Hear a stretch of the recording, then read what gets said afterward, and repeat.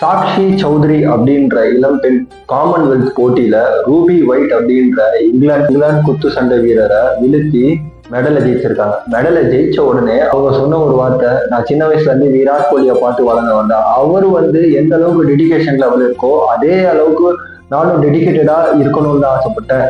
இன்னொரு விஷயத்த நான் இங்க சொல்லிக்கிறேன், விராட் கோலி தான் என்னோட ஸ்பான்சரும் கூட அப்படின்னு சொல்லியிருக்காங்க. இது மூலம் நிறைய லாக்டவுன் கிட்ஸ், நிறைய தற்கொலைஸ் அண்ட் நிறைய கிரிக்கெட் ஃபெல்லோஸ் எல்லாம் தெரிஞ்சுக்க வேண்டியது, ஒரு ஐடியல்னா அவரு நல்லா விளையாடினா மட்டும் பட்டாது. கிரிக்கெட்டை தவிர்த்து சமூக ஆய்வாளரா சில வேலைகள் செய்தாதான் அவர் ஐடியல்னு சொல்லுவாங்க.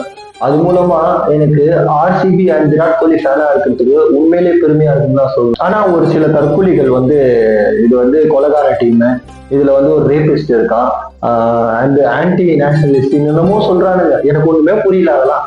ஆனா இந்தியாவில இருக்கிற ஒரு ஊரு தான் பெங்களூர்.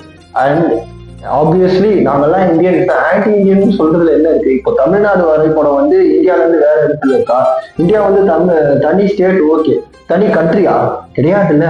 ஏன் இவனுங்க விரோதி மாதிரி பண்றாங்கன்னு தெரியல. பண்றவனுங்க எல்லாருமே லாக்டவுன் கிட்ஸா தான் இருக்கிறானுங்க. அப்படி இல்லைன்னா நாங்க கப்படிச்சதுல வன்மத்துல சுத்துறவனுங்களா தான் இருப்பாங்க. தம்பிங்களா, இந்த விஷயங்கள்லாம் பாருங்க, பொது விஷயங்கள்லாம் இருக்கு, அதெல்லாம் கத்துக்கோங்க. ஐபிஎல் மட்டுமே கிரிக்கெட் கிடையாது.